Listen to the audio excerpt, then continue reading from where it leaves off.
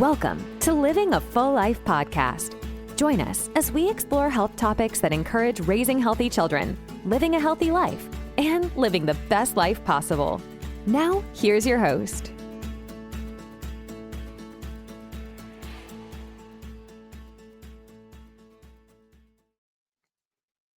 Welcome back to Living a Full Life. Today, we're talking about a topic that's becoming one of the biggest health conversations of our time: loneliness.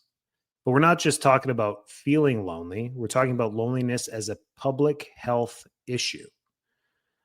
We now know that emotional and social connection is medicine, as powerful as exercise, diet, sleep. So today, we're going to be breaking down why loneliness is skyrocketing more than ever, how it affects your physical and mental health, why community connection may be the most important wellness tools you can practice, and simple, realistic steps to rebuild real-life connection in a hyper-digital world. Thanks for joining us on Living a Full Life. Each and every week, we bring to you content that you can use and digest for you and your families to live your life more full and more healthy. And loneliness is something that's been passed down from generations as perceived as just being isolated. But in a world where we have so many people and communities and neighbors that are literally 5 feet away from you, how can we feel lonely? It's almost perplexing to think how that can be, but it's the digital age and how engraved we are in the digital world that is making people lonelier than ever. The U.S. Surgeon General recently declared loneliness and social isolation as a national epidemic. This is in 2025. Loneliness isn't about being alone. It's about feeling disconnected, even when surrounded by people. The rise of technology, remote work, and social media has created the illusion of connection without the real thing.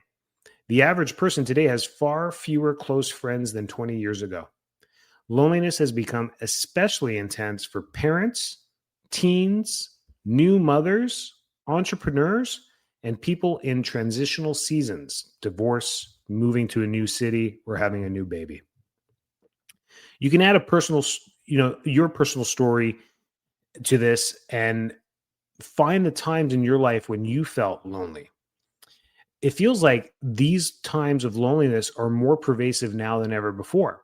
We had times, I remember moving my family from Canada to Florida, and there was a short segment of feeling lonely, but we surrounded ourselves with people very quickly. And for many reasons: one, for support; two, to create a village; three, to not be lonely and to be connected. And it's really important. And even though these people are newer and not as lifelong friends as our lifelong friends, and they're not our mothers, they're not our fathers, they're not our siblings, they are community. And it's really important to do that. Most people don't realize this, but loneliness doesn't just affect your mood. It changes your biology from the inside out in an epigenetic way. These effects are higher inflammation, increased cortisol, a weaker immune system, higher risk of heart disease, greater risk of anxiety and depression, increased risk of dementia, poorer sleep, less motivation and energy, and the list goes on and on. Loneliness can increase your risk of early death as much as smoking 15 cigarettes a day. This is the wake-up call that I think modern society needs. And you've heard it from not just this podcast, but you've heard it around. It started with the pandemic in 2020 when people were really forced to be isolated. I think that brought it to the surface of what the digital age is really doing. Introverts may be, excited about working from home and being away from people, but even they will side on this, saying that connection is really important. So we're biologically designed for community. Connection regulates your nervous system. It stabilizes your hormones. It improves digestion, strengthens immunity, and even increases your pain tolerance. It's really important when we make these connections neurologically in our overall well-being.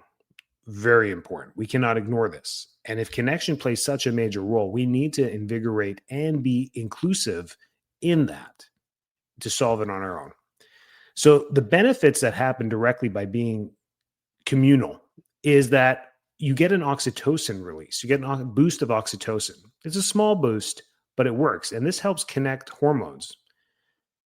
It calms your stress response. It improves mental clarity. It strengthens resilience. It improves dietary discipline and health habits. And it helps you live longer, literally. The connections you get, even the small connections of just asking people how they are and reciprocating and them asking you how you are, goes a long way. And we're not just talking about the quick grocery store, cashier that asks you, how's your day going? It's those deep connections when your neighbor actually says that extra sentence and just cares a little bit more. That's what we're talking about when it comes to connection.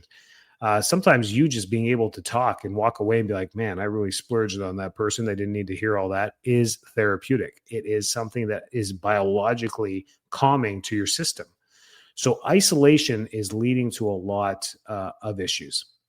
We used to, 20, 30 years ago, look at behavior strategically for isolation, and in a psychology and psychiatry perspective was more about how people's behavior changed by being isolated, and they become not introverted, but more isolated, lack of eye contact, quicker responses, maybe more mute, less talkative all around, and they were healthy. They didn't have any mental disease or mental illness relating to their decisions to talk less or be less social. It just naturally happened. And that's where research kind of fell through for decades on that. But now with the digital shift, it's happened so quickly where people are engraved in their monitors, their screens, and they're getting connection from digital, which is not real. It's not human. And now with AI, this is where I'm going with this whole podcast. If you're wondering where this came from, AI is creating digital avatars. Not AI. People are creating AI tools of digital avatars that you can create and make friends with. It's getting so real that you can actually make them look like your dead mother, or I don't know. I mean, you can see where this is going. And that emotional connection can actually happen through AI responses. My question is, if we're having AI algorithms giving us the responses of what we want to hear, and it's not that human component.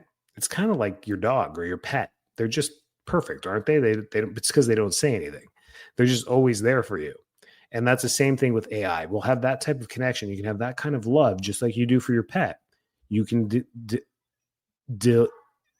what am I trying to say here? You can develop is the word.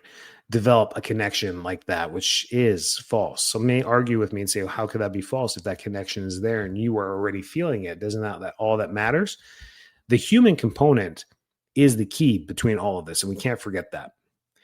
We got to use examples of what we know. And I've done a lot of podcasts. I love the Blue Zone research. And when we look there with groups with high social cohesion or live together areas, like in Sicily, in the Mediterranean, in the Pacific Rim, when we look at these blue zones, they all had community. They all lived within a cohort. They all lived and communicated with each other.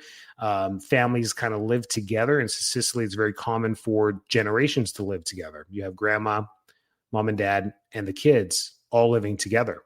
Sometimes it's separated, like on the third floor, second floor, and first floor. You have 3 generations, but they're in the same home and they may cook meals every day together, or they're there together. There's that tight cohort that's there. In America, we're all about separating, getting out of and being empty nesters and getting our freedom.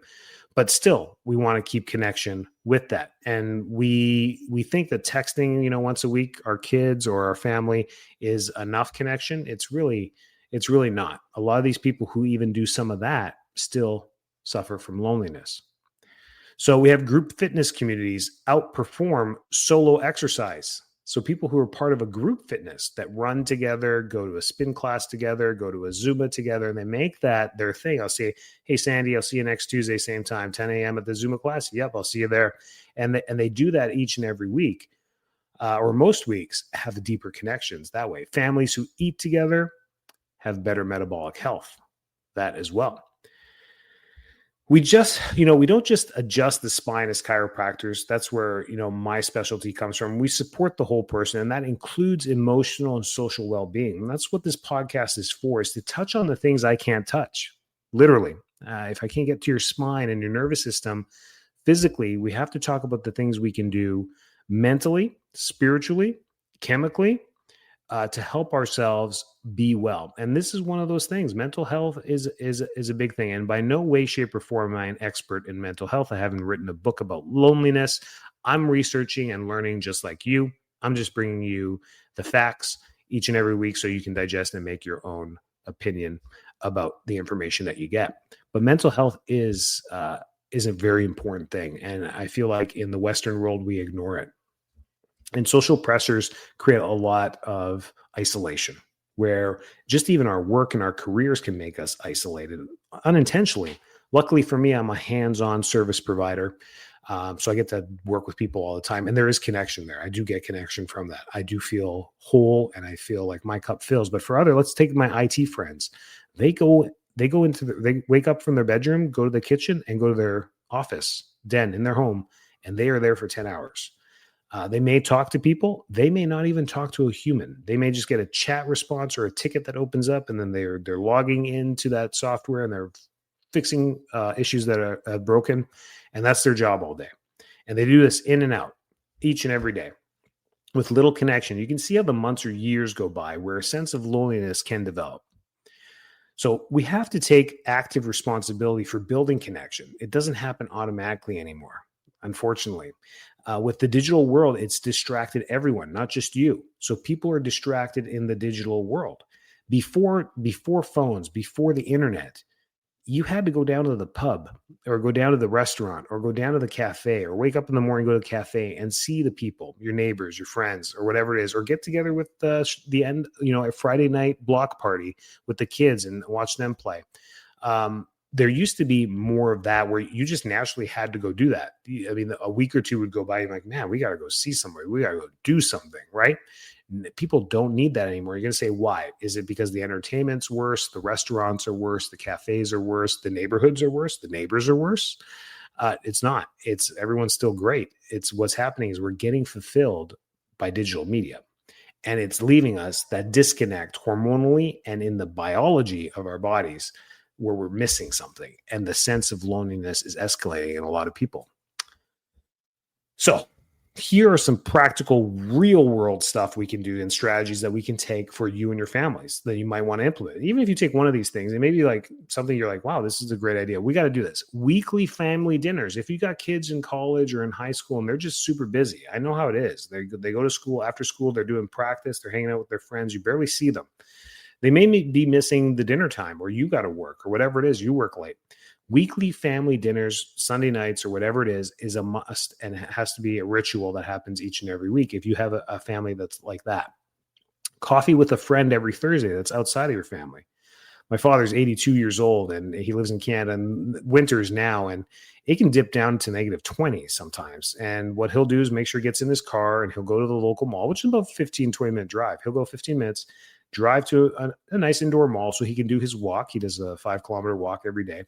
And then he'll sit down and have a coffee and usually run into somebody he knows, and they'll chat. They'll chat for like 2 hours. Those old guys will talk forever, but I don't know what they talk about, but they talk about that stuff. And he comes invigorated. He comes back home invigorated. He does his 5K, so he's a little tired, but keeps him moving. He's on no prescription medication, and he's from Italy. I mean, he's from one of those blue zones. It's just ingrained in his DNA that you got to go do this stuff. He doesn't even know how to use digital media. So I think that's a blessing for him as well.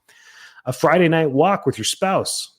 Just got to make rituals, make connections, and make these automatic. And then what you can do for yourself is join something consistent. Be part of something. Join a fitness group. Join the local church that's around the corner that you've always been meaning to. Join maybe maybe you don't want to go to church every week. Maybe you join the programs that they offer on the side. Go into men's or women's groups that are non-spiritual or non-religious. Parenting groups, lots of them all around there. Ask other parents. Sports leagues. Pick up that college sport they used to do before, but play with the people your age. Pick up the beer league, hockey, or whatever it is that you enjoy doing that every, Thursday night at 9:00, you go play a game of hockey and you be part of a team. Those things are really important.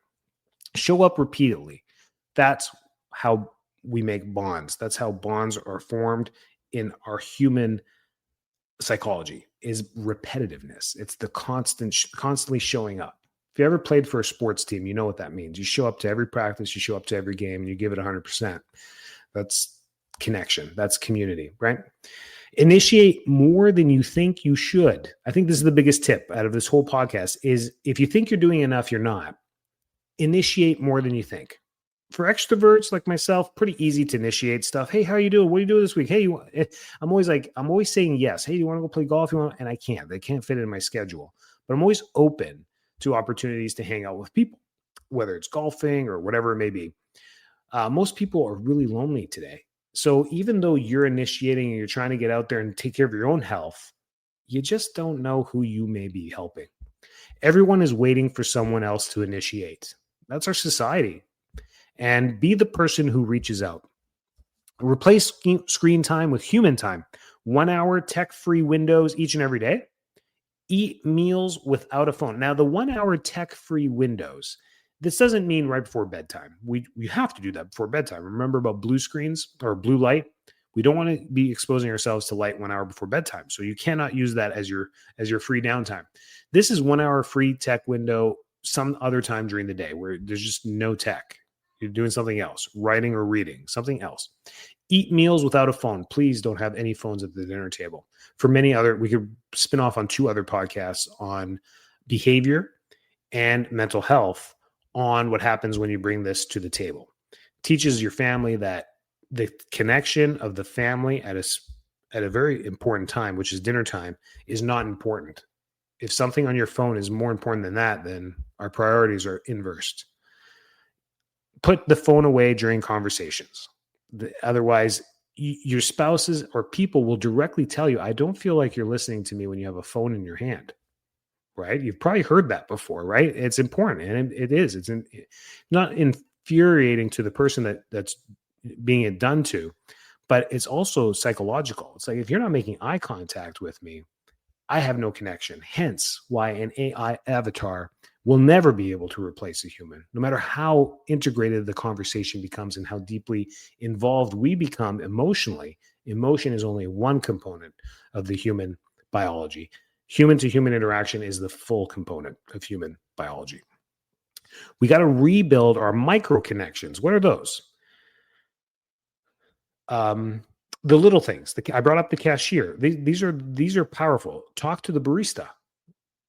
Compliment someone at the gym. Thank the cashier. Micro connections rewire the brain to feel safer, more social, and more open to deeper relationships. I remember this was a couple of weeks ago, and I was at the gym, and I'm doing my squats on the squat rack, and there's a lady using the extension, the back extenders. And as a chiropractor, boy, do I hate that thing. And she was definitely overextending as she was she was doing it reverse. So like a crunch, like doing an ab sit up on it. So, and she was way overextending. And then I go up to her. I'm like, I hope you don't mind me chiming in and interrupting you. She's like, no, absolutely not. I'm like, the way you're overextending is going to cause a lot of lumbar facet issues. And I actually use the words, and it's going to shear. She's like, oh, I'm a dancer. We were taught to do that. I'm like, yeah. And your flexibility is so high, you're going to have even more. And she was like, thank you so much. I'm like, try it again. Watch this. And I stopped her at a certain moment, like, stop there and come back up. She's like, oh, that's so much more difficult. I'm like, yes, not only is it more difficult, you're going to develop more strength and you're going to avoid injury.